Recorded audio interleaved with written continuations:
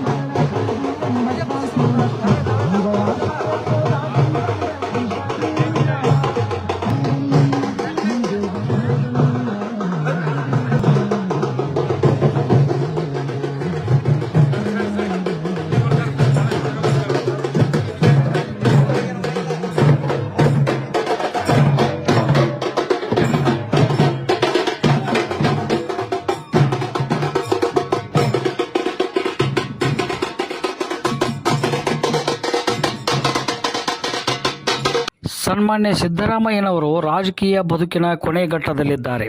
ಆದ್ದರಿಂದ ಪಕ್ಷದ ತತ್ವ ಸಿದ್ಧಾಂತಗಳಿಗೆ ಬದ್ಧರಾಗಿರುವ ಪಕ್ಷವನ್ನು ಸಮರ್ಥವಾಗಿ ಮುನ್ನಡೆಸುವ ಸತೀಶ್ ಜಾರಕಿಹೊಳಿಯವರು ಪಕ್ಷದ ಎಲ್ಲ ಜವಾಬ್ದಾರಿಗಳನ್ನು ತೆಗೆದುಕೊಂಡು ಪಕ್ಷವನ್ನು ಸಮರ್ಥವಾಗಿ ಮುನ್ನಡೆಸಬೇಕು ಎಂದರು. ಈಗ ಇನ್ನೇನು ರಾಜಕೀಯ ಕೊನೆಗಾಲದಲ್ಲಿದ್ದಾರೆ, ಅವರ ರಾಜಕೀಯ ಬದುಕಿನ ಕೊನೆಘಟ್ಟದಲ್ಲಿದ್ದಾರೆ. ಅಂತ ಸಮಯದಲ್ಲಿ ಈ ರೀತಿ ವೈಚಾರಿಕವಾಗಿ ಪ್ರಗತಿ ಪರವಾದಂಥ ಸಿದ್ಧಾಂತ ಇಟ್ಕೊಂಡಿರೋರಿಗೆ ಮಾರ್ಗದರ್ಶನ ಮಾಡೋದಕ್ಕೆ, ಅವ್ರಿಗೆ ನೇತೃತ್ವ ವಹಿಸ್ಕೊಳ್ಳೋಕೆ ಒಬ್ರು ನಾಯಕರು ಬೇಕು. ಜಾರಕಿಹೊಳಿ ಅವರು ಅಂತ ಒಂದು ಜವಾಬ್ದಾರಿಯನ್ನು ವಹಿಸ್ಕೋತಾರೆ. ಕಾಂಗ್ರೆಸ್ ಪಕ್ಷದ ಸಿದ್ಧಾಂತ ನಂಬಿಕೆ ಇಟ್ಕೊಂಡಿರುವಂತ ಎಲ್ಲ ರಾಜಕಾರಣಿಗಳಿಗೆ, ಯುವ ನಾಯಕರಿಗೆ ಅವ್ರ ಮಾದರಿಯಾಗಿ ನಮ್ಮನ್ನು ಮುನ್ನಡೆಸ್ತಾರೆ ಅನ್ನೋ ಒಂದು ನಂಬಿಕೆ ನನಗಿದೆ. ಸೊ ಹಾಗಾಗಿ ಈ ರೀತಿ ಒಂದು ತತ್ವಬದ್ಧತೆ ಇರುವಂತಹ ನಾಯಕ ಸಿಗೋದು ಬಹಳ ಕಷ್ಟ. ಅಂತ ಕೆಲಸನ ಜಾರಕಿಹೊಳಿ ಮಾಡ್ತಿದ್ದಾರೆ. ಅಂತ ಕೆಲಸ ಇನ್ನೂ ಮುಂದುವರಿಸಲಿ ಅಂತ ಹೇಳಿ ನಾನು ಕೇಳ್ಕೊಳ್ತಾ, ಮತ್ತೆ ಇವತ್ತು ಒಳ್ಳೆ ಕಾರ್ಯಕ್ರಮ ಮಾಡಿ ನಮ್ಮನ್ನೆಲ್ಲ ಕರೆದು ಇವತ್ತು ನಿಮ್ಗಳ ಜೊತೆ ಭಾಗವಹಿಸಲಿಕ್ಕೆ ಅವಕಾಶ ಮಾಡಿಕೊಟ್ಟಿದ್ದೀರಿ. ಹಾಗಾಗಿ ಸರ್ಕಾರ ಕೂಡ ಯಾವತ್ತೂ ಕೂಡ ಕನಕದಾಸ ಹೇಳಿದಂತಹ ಬಸವಾದಿ ಶರಣರು ಹೇಳ್ಕೊಟ್ಟಂತಹ, ಬುದ್ಧ ಹೇಳ್ಕೊಟ್ಟಂತಹ, ಅಂಬೇಡ್ಕರ್ ಹೇಳ್ಕೊಟ್ಟಂತಹ ಸಾಮಾಜಿಕ ನ್ಯಾಯ ಮತ್ತೆ ಸಮಾನತೆ ಇದರ ಆಧಾರದಡಿಯಲ್ಲಿ ನಾವು ಕೆಲಸ ಮಾಡ್ತಿರೋದು ಅಂತ ಹೇಳಿ, ಅದಕ್ಕೆ ಪೂರಕವಾಗಿನೇ ನಾವು ಯಾವತ್ತೂ ಕೂಡ ಯಾರು ಸಮಾಜದಲ್ಲಿ ನಿಶಕ್ತರಿರ್ತಾರೆ, ಯಾರು ಶೋಷಿತರಿರ್ತಾರೆ ಅಂಥವ್ರಿಗೆ ಕಾರ್ಯಕ್ರಮಗಳನ್ನ ಕೊಟ್ಕೊಂಡು ಬಂದಿದ್ದೀವಿ.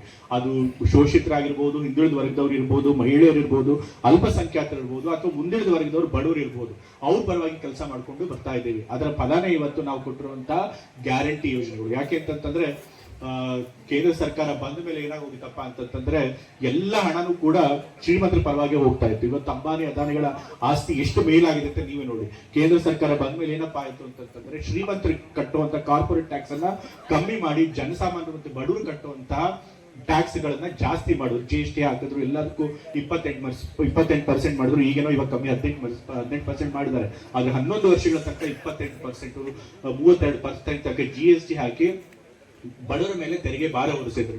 ಆದ್ರೆ ಈ ಹಣ ಇದೆಯಲ್ಲ, ಸರ್ಕಾರದ ಹಣ, ಅದು ಜನರ ಹಣ. ಜನರು ಟ್ಯಾಕ್ಸ್ ಕಟ್ಟೋದ್ರಿಂದ ಬರೋ ಹಣ ಅದು ಶ್ರೀಮಂತರ ಪಾಲಾಗಬಾರ್ದು, ಅದು ಜನರಿಗೂ ಸೇರ್ಬೇಕು, ಜನಸಾಮಾನ್ಯರಿಗೂ ಸೇರ್ಬೇಕು, ಬಡವರಿಗೂ ಸೇರ್ಬೇಕು ಅಂತ ಹೇಳಿ ನಾವು ಪಂಚ ಗ್ಯಾರಂಟಿಗಳನ್ನ ತಂದಿದ್ದೀವಿ. ಇವತ್ತು ಎಲ್ಲ ಗ್ಯಾರಂಟಿ ಸ್ಕೀಮ್ಗಳನ್ನ ತಂದ ಮೇಲೆ ಸಮಾಜದಲ್ಲಿ ಬಡವರು ನಿಟ್ಟಿಸಿ ಬಿಡುವಂಗಾಗಿದೆ. ಅದರೊಳಗೂ ಬಹಳಷ್ಟು ಮಹಿಳೆಯರಿದ್ದಾರೆ. ಇವತ್ತು ಮಹಿಳೆಯರನ್ನ ಕೇಂದ್ರೀಕೃತ ಮಾಡ್ಕೊಂಡು ಈ ಕಾರ್ಯಕ್ರಮಗಳನ್ನು ಕೊಟ್ಟಿದ್ವಿ. ಹಾಗಾಗಿ ಎಷ್ಟೊಂದು ಜನ ಮಹಿಳೆಯರು ಇವತ್ತು ಸಬಲರಾಗಕ್ಕೆ ಸಾಧ್ಯ ಆಗಿದೆ. ಇಂಥ ಪಂಚ ಗ್ಯಾರಂಟಿ ಯೋಜನೆಗಳನ್ನ ನಮ್ಮ ಸರ್ಕಾರ ಕೊಟ್ಟಿದೆ. ಮುಂದೆ ಕೂಡ ಬಡವರಿಗೋಸ್ಕರ ಇಂಥ ಕಾರ್ಯಕ್ರಮಗಳನ್ನ ಕೊಟ್ಕೊಂಡು ಬರ್ತಿರುತ್ತೆ. ಹಾಗಾಗಿ ನಿಮ್ಮ ಆಶೀರ್ವಾದ ಯಾವತ್ತು ನಮ್ಮ ಪಕ್ಷ ಮತ್ತೆ ನಮ್ಮ ಸರ್ಕಾರದ ಮೇಲೆ ಇರಲಿ ಅಂತ ಈ ಸಂದರ್ಭ ನಾನು ಕೇಳ್ಕೊಳ್ಳೋಕೆ ಇಷ್ಟಪಡ್ತಾ ಇದ್ದೇನೆ. ಲೋಕೋಪಯೋಗಿ ಸಚಿವ ಸತೀಶ್ ಜಾರಕಿಹೊಳಿಯವರು ಮಾತನಾಡಿ, ಮಹಾನ್ ನಾಯಕರ ಮೂರ್ತಿಗಳನ್ನು ಪ್ರತಿಷ್ಠಾಪಿಸುವುದರ ಜೊತೆಗೆ ಅವರ ತತ್ವಾದರ್ಶಗಳನ್ನು ಪಾಲಿಸಬೇಕು. ನಮ್ಮ ಸರ್ಕಾರ ಪಂಚ ಗ್ಯಾರಂಟಿ ಕೊಡುವುದರ ಮೂಲಕ ಶೋಷಿತ ವರ್ಗದವರನ್ನು ಮೇಲೆತ್ತುವ ಪ್ರಯತ್ನ ಮಾಡುತ್ತಿದೆ. ಬಡವರು ಬಡವರಾಗಿ ಉಳಿಯಬಾರದು ಎಂಬುದು ಸಿದ್ದರಾಮಯ್ಯನವರ ಆಶಯವಾಗಿದೆ. ಅದರಂತೆ ನಮ್ಮ ಕಾಂಗ್ರೆಸ್ ಸರ್ಕಾರ ಕೆಲಸ ಮಾಡುತ್ತಿದೆ ಎಂದರು. ಹೆಸರೇ ಬಿದ್ದಿದ್ರು ಶ್ರೇಷ್ಠ ದಾಸ ಶ್ರೇಷ್ಠ. ಆ ಸಂದರ್ಭದಲ್ಲಿ ಅವರು ಶ್ರೇಷ್ಠ ಅನಿಸ್ಕೊಂಡ್ವಿ. ಯಾವ ರೀತಿ ನಮ್ಮ ನಿಜಗುಣಿ ಅಂಬಿಗರ ಚೌಡಯ್ಯ ಯಾವ ರೀತಿ ನಿಜ ಅವಾಗನ ಅವ್ರಿಗೆಲ್ಲ ಬಿರುದನ್ನ ಕೊಟ್ಟುಕೊಳ್ಳುವಂತ ಪ್ರಯತ್ನ ಸಮಾಜಗಳು ಮಾಡಿದ್ದೀವಿ. ಸೊ ಇಂಥ ಎಲ್ಲ ನಾಯಕರು ನಾವೆಲ್ಲ ಆದರ್ಶ ಆಗ್ಬೇಕು. ನಮ್ಮ ಹೊಸ ಪೀಳಿಗೆಲ್ಲ ಇವ್ರು ಯಾರಂತ ಪರಿಚಯ ಮಾಡುವಂತ ಪ್ರಯತ್ನ ಆಗ್ಬೇಕು. ಅದು ಕಪ್ಪಲ್ಗುದ್ದಿಯಲ್ಲಿ ಆಗಿದೆ. ಅದು ಎಲ್ಲ ಕಡೆ ಆದ್ರೆ ಇನ್ನು ಬಹಳಷ್ಟು ಒಳ್ಳೇದನ್ನು ನನ್ನ ಭಾವನೆ ಇದೆ. ಕಪ್ಪಲ್ಗುದ್ದಿ ಅವರು ಬಹಳ ದಿನಗಳಿಂದ ಎಲ್ಲರೂ ಧನಸಹಾಯ ಮಾಡುವ ಮೂಲಕ ಒಂದು ಮೂರ್ತಿಯನ್ನ ನಿರ್ಮಾಣ ಮಾಡುವಂತ ಪ್ರಯತ್ನವನ್ನ ಮಾಡಿದ್ದಾರೆ. ನಮ್ಮ ಡಾಕ್ಟರ್ ಹೇಳಿದಂಗೆ ಇವ್ರೇನ್ ಕನಸಿತ್ತು ಅದನ್ನೇ ಇವತ್ತು ನಮ್ಮ ಸರ್ಕಾರ ಸಿದ್ದರಾಮಯ್ಯ ಅವರು ಜಾರಿಯಲ್ಲಿ ತರುವಂತ ಪ್ರಯತ್ನ ಮಾಡ್ತಾರೆ. ಅದು ಗ್ಯಾರಂಟಿ ಮೂಲಕ ಇರಬಹುದು, ಸಾಮಾಜಿಕ ನ್ಯಾಯ ಇರಬಹುದು, ಅಥವಾ ಆಯಾ ಜಾತಿಗೆ ಶೋಷಿತರಿಗೆ ಅನುದಾನ ಕೊಡುವ ಮೂಲಕ ಅವ್ರನ್ನ ಸಮಾಜದಲ್ಲಿ ಮೇಲೆ ಎತ್ತಬೇಕನ್ನೋ ಒಂದು ಏನು ಸಿದ್ದರಾಮಯ್ಯ ಕನಸಿದೆ ಅದನ್ನ ಗ್ಯಾರಂಟಿ ಮೂಲಕ ನಾವು ಜಾರಿ ಮಾಡ್ತೀವಿ ಅಂತ ಡಾಕ್ಟರ್ ಅವರು ಹೇಳಿದ್ದಾರೆ. ಅದರಲ್ಲಿ ಬಹಳಷ್ಟು ಸತ್ಯಾಂಶ ಇದೆ. ಶ್ರೀಮಂತರಾಗಬಾರದು, ಬಡವರು ಕೂಡ ಆ ಸ್ಥಾನಕ್ಕೆ ಬರಬೇಕಂತ ಸಿದ್ದರಾಮಯ್ಯ ಅವರ ಕಲ್ಪನೆ ಇದೆ. ಆ ಕಲ್ಪನೆಯನ್ನ ಇವತ್ತು ಜಾರಿ ಮಾಡ್ತಾ ಇದೆ. ನೀವೆಲ್ಲ ಯಾರು ನಿಮ್ ಪರವಾಗಿದಾರ ಅದನ್ನ ಗುರುಸುವಂತ ಕೆಲಸ ಆಗ್ಬೇಕು. ಅಲ್ಲೆಲ್ಲ ನಾವು ಬೆಂಗಳೂರಲ್ಲಿ ಕೂತು ನೀವು ಪರವಾಗಿ ಕೆಲಸ ಮಾಡ್ತಾ ಇರ್ತೀವಿ. ನಿಮ್ ಹತ್ತಿರ ಬರದೇ ಇರಬಹುದು ನಾವು. ಅರೆ ನಿಮ್ಮ ಶಿಕ್ಷಣ, ನಿಮ್ಮ ಸಾಮಾಜಿಕ ನ್ಯಾಯ ಈಗ ನೋಡಿ ನಿಮ್ದೆಲ್ಲ ಗಣತಿ ಮಾಡ್ತಾ ಇದೀವಿ ನಾವು. ಯಾರು ಏನು ಅವ್ರ ಏನೇನಿದೆ ಅಂತ ಅದನ್ನ ಕೂಡ ಮಾಡ್ಲಿಕ್ಕೆ ಬಿಡ್ತಾ ಇಲ್ಲ. ಅಂದ್ರೆ ನೀವು ಅಲ್ಲೇ ಇರಬೇಕು, ನಾವ್ ಇಲ್ಲೇ ಇರಬೇಕು. ಗಣತಿ ಮಾಡ್ಲಿಕ್ಕೆ ಕೂಡ ತೊಂದ್ರೆ. ಗಣತಿ ಮಾಡಿದ್ರೆ ಯಾರ್ದೇನೋ ಯಾರ್ದು ಆಸ್ತಿ ತೊಗೊಳಲ್ಲ, ಯಾರ್ದೇನೋ ಏನೋ ಹೋಗಲ್ಲ. ನಿಮ್ಮ ಸ್ಥಿತಿಗತಿ, ನಿಮ್ಮ ಎಜುಕೇಶನ್ ಎಷ್ಟಾಗಿದೆ, ನಿಮ್ಮ ಏನ್ ಆಸ್ತಿ ಇದೆ, ನಿಮ್ಮ ವರ್ಷಕ್ಕೆ ನಿಮ್ಮ ವರಮಾನ ಎನ್ನುವುದು ಇದು ಗೊತ್ತಾಗ್ಲಿಕ್ಕೆ ಗಣತಿ. ಇದೇನ್ ಯಾರ್ದು ಹಕ್ಕಂತ ಕಸ್ಕೊಳ್ಲಿಕ್ಕೆ ಆಗಲ್ಲ. ಆದ್ರೂ ಕೂಡ ಬಹಳ ದೊಡ್ಡ ಅದ್ರ ವಿರುದ್ಧ ಪ್ರಚಾರ ಆಗ್ತಾರೆ. ಅದ್ರ ಪರವಾಗಿ ನೀವೆಲ್ಲ ನಿಲ್ಲಬೇಕು, ಅದ್ರ ಬಗ್ಗೆ ತಿಳ್ಕೊಳ್ಬೇಕು. ಸೊ ಇಂಥ ಬಹಳಷ್ಟು ಸಮಸ್ಯೆಗಳನ್ನ ನಾವು ಇವತ್ತು ಎದುರಿಸ್ತಾ ಇದ್ದೀವಿ. ಇದು ನಿಮ್ಮ ಪ್ರಗತಿಗಾಗಿ ಮಾಡುವಂತ ಜಾತಿ ಗಣತಿ ಅಷ್ಟೇ. ಅದ್ರಲ್ಲಿ ಏನು ವಿಶೇಷವಾದಂತ ಏನಂತದ್ ಏನಿಲ್ಲ. ಅದು ಕೂಡ 2-3 ಸಾರಿ ಮಾಡಿದ್ರು ಕೂಡ ಇನ್ನೂ ಜಾರಿ ಆಗ್ಲಿಕ್ಕೆ ಅದು ಎಲ್ಲಿಗೂ ಕೂಡ ಸಾಧ್ಯ ಆಗಿಲ್ಲ. ಇಂಥವನ್ನೆಲ್ಲ ನೀವು ಗಮನಿಸ್ಬೇಕು. ಯಾರು ಮಾಡ್ತಿದ್ದಾರೆ, ಯಾಕೆ ಮಾಡ್ತಿದ್ದಾರೆ, ಇದರಲ್ಲಿ ಯಾರು ಹಿತ ಇದೆ ಅನ್ನೋದನ್ನ ನೀವೆಲ್ಲ ತಿಳ್ಕೊಳ್ಳುವಂತ ಪ್ರಯತ್ನ ಮಾಡಬೇಕು. ಇವರೆಲ್ಲ ಕೂಡ ಮೂಢನಂಬಿಕೆಯನ್ನ ವಿರೋಧ ಮಾಡಿದಂತವ್ರು ಎಲ್ಲ ಶ್ರೇಷ್ಠ ದಾರ್ಶನಿಕರು. ಮೊಹಮ್ಮದ್ ಪೈಗಂಬರ್ ಹಿಡಿದು ಇರ್ಬೋದು, ಬುದ್ಧ ಇರ್ಬೋದು, ಬಸವಣ್ಣವ್ರು ಇರ್ಬೋದು, ಇವರ ನಮ್ಮ ದಾಸ ಶ್ರೇಷ್ಠ ಸಂತ ಕನಕದಾಸರು ಇರಬಹುದು. ಅನೇಕ ನಾಯಕರು ಕೂಡ ಸಮಾಜದಲ್ಲಿ ಅನಿಷ್ಟ ಪದ್ಧತಿ ಇರಬಾರ್ದು, ಮೂಢನಂಬಿಕೆ ಇರಬಾರ್ದು, ನಾವು ಅದರಿಂದ ದೂರ ಇರಬೇಕಂತ ಎಲ್ಲ ನಾಯಕರು ಕೂಡ ತಮ್ಮದೇ ಅಂತ ದಾಟಿಯಲ್ಲಿ ಹೋರಾಟ ಮಾಡಿದ್ರೆ, ಮತ್ತು ಅದು ಲಿಖಿತವಾಗಿ ಕೂಡ ಅದು ಲಿಪಿಗಳಲ್ಲಿ ಕೂಡ ಇರುವಂತಂದ್ರೆ ನಾವು ನೋಡಿದ್ವಿ. ಸೊ ಇಂಥ ನಾಯಕರು ನಮಗೆ ಬಹಳ ಅವಶ್ಯಕತೆ ಇದೆ. ಅದು ಕಪ್ಪಲ್ಗುದ್ದಿಯಲ್ಲಿ ಇವತ್ತು ತಾವೊಂದು ಅಡಿಪಾಯನ ಹಾಕಿದ್ರಿ. ಇದೆಲ್ಲ ಕಡೆ ಆಗಲಿ. ಒಳ್ಳೊಳ್ಳೆ ನಾಯಕರ, ಒಳ್ಳೊಳ್ಳೆ ಹೋರಾಟಗಾರರ ಭಾವಚಿತ್ರಗಳು, ಮೂರ್ತಿಗಳು, ಅವರ ವಿಚಾರ ಸಂಕಿರಣಗಳು ಆಗ್ಬೇಕು ಅನ್ನೋ ಮಾತನ್ನ ಇವತ್ತು ಹೇಳ್ತಾ, ನಮ್ಮ ಅಧಿಕಾರದಲ್ಲಿ ಕೂಡ ನಾವು ಜಿಲ್ಲೆಗೆ ಬಹಳಷ್ಟು ಯೋಜನೆಗಳನ್ನ ಸರ್ಕಾರ ತರುವಂತ ವಿಶೇಷವಾಗಿ ಪ್ರಯತ್ನ ಮಾಡಿದ್ವಿ. ಎಲ್ಲಕ್ಕಿಂತ ಹೆಚ್ಚು ಕಳೆದ 2 ವರ್ಷಗಳಿಂದ ಏನ್ ಕೊಡ್ತಾ ಇದೀವಿ ನಾವು? ಏನ್ ಕೊಡ್ತಾ ಇದೀವಿ? ಗ್ಯಾರಂಟಿ ಅಲ್ಲ, ನಿಮಗೆ ಬದುಕಲಿಕ್ಕೆ ಇಲ್ಲಿ ಏನ್ ಕೊಡ್ತಾ ಇದೀವಿ ನಾವು? ನೀರು. ನೀರು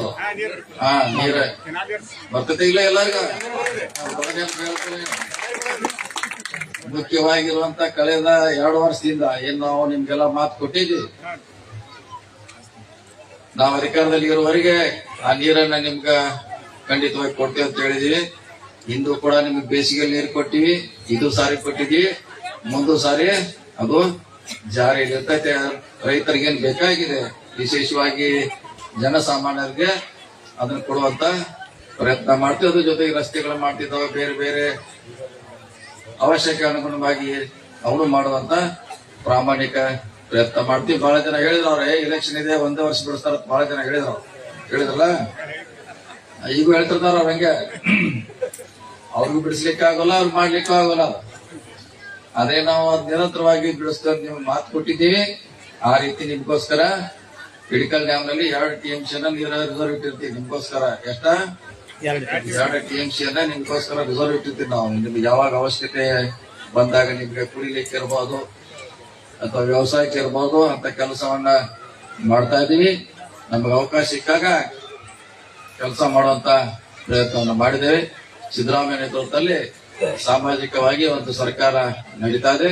ಅದನ್ನು ರಕ್ಷಣೆ ಮಾಡುವಂತದ್ದು ಹಿನ್ನೆಲೆ ಮೇಲೆ ಜವಾಬ್ದಾರಿ ಇದೆ ಅನ್ನೋ ಮಾತನ್ನು ಹೇಳ್ತಾ ಮತ್ತೊಮ್ಮೆ ಕಪ್ಪಲಗುದಿ ಇರಬಹುದು, ಸುತ್ತಮುತ್ತ ಎಲ್ಲ ಗ್ರಾಮಸ್ಥರಿಗೆ ವಂದಿಸಿ.